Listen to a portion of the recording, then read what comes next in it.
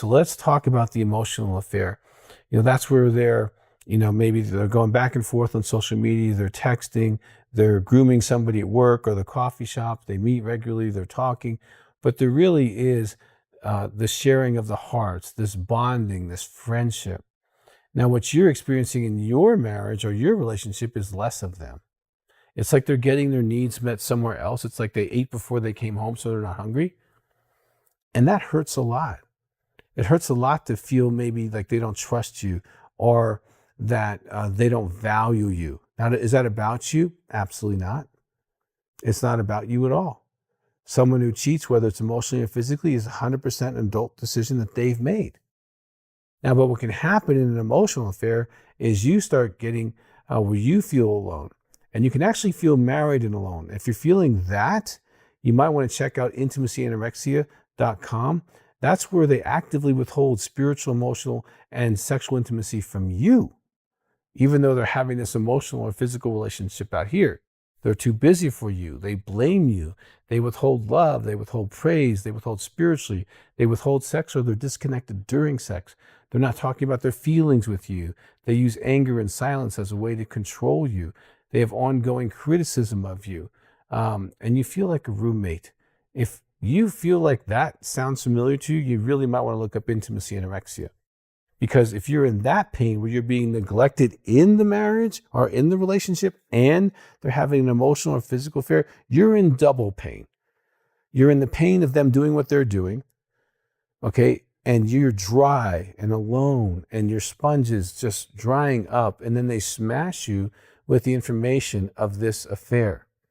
So the emotional affair is really damaging in this way. It's a real threat to your long-term relationship because they give their heart to someone that feels like a sacred violation, a sacred betrayal, because they stood up and said, I will love, honor, and cherish you if they married you. I will forsake all others, but you don't feel them forsaking all others. And there's something unique about how an emotional affair could be a big threat to you, can threaten your family, and it could actually end your marriage because they might fall in love. Now, sometimes they're just coining the other person and telling them that they love them so they can get their needs met and continue to have those little buzzes and hits and intrigue addiction stuff. And if your spouse is an intrigue addict, well, then you do good to watch the intrigue addiction, because that's the guy or gal who's always looking at people, checking people out, being super nice. And you can feel like this energy is always leaving you. And it's not like an emotional affair, but it feels like they're on their way to find one. Okay, that's a whole nother process. Now, let's talk about the physical, because the physical can be in so many different ways. Okay, some women feel very betrayed just by the masturbation. If he masturbates, if he's looking at pornography, that's another form of betrayal. Okay, those hurt. And our research shows they hurt a lot. And if it's actually a physical relationship, now the physical relationship can come in various forms. It could be fetish, where they go to a dominatrix or act out in a certain way that they don't do inside of a relationship because they don't put relationship in that kind of sex act. It could be paid for services, strip clubs, prostitutes, stuff like that. It could be anonymous encounters, one night stands, and stuff like that. And that's like a whole category by itself. And then there is the affairs, where they really say, I love you, and they care, and they're having sex regularly, they buy them gifts, they go on vacations with them. They really make a lot of effort to be in that relationship.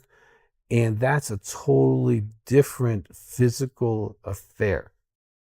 So I find women now, just to give you context, I have worked with women and men who've been cheated on for the last 35 plus years.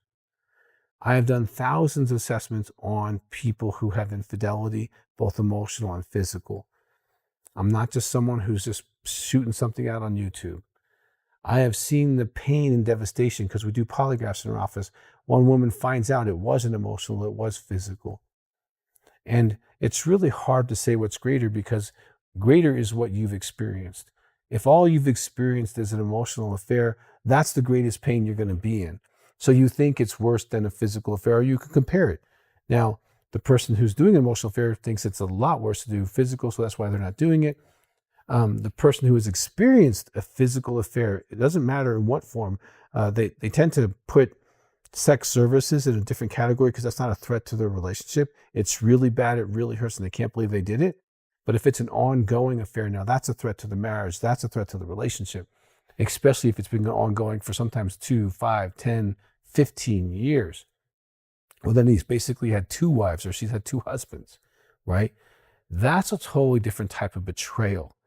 And on the spectrum of pain, those are the women that I see really experience a lot of pain, and men, when it actually crosses the physical line. Now, if yours hasn't, that doesn't mean it minimizes your pain. You're in a lot of pain, but you might not have been shot by as big of a bullet, so you don't know that the physical is worse. And so you could argue all day that your pain is the worst, because it is. Your pain that you're having is the worst pain.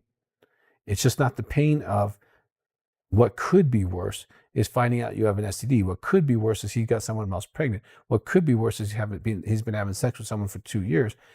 That pain seems to really go in a different direction in women and men's lives. It seems like it crosses a line. And therefore, because it crosses the line, the pain does feel significantly different. And they would say it's worse than having an emotional affair.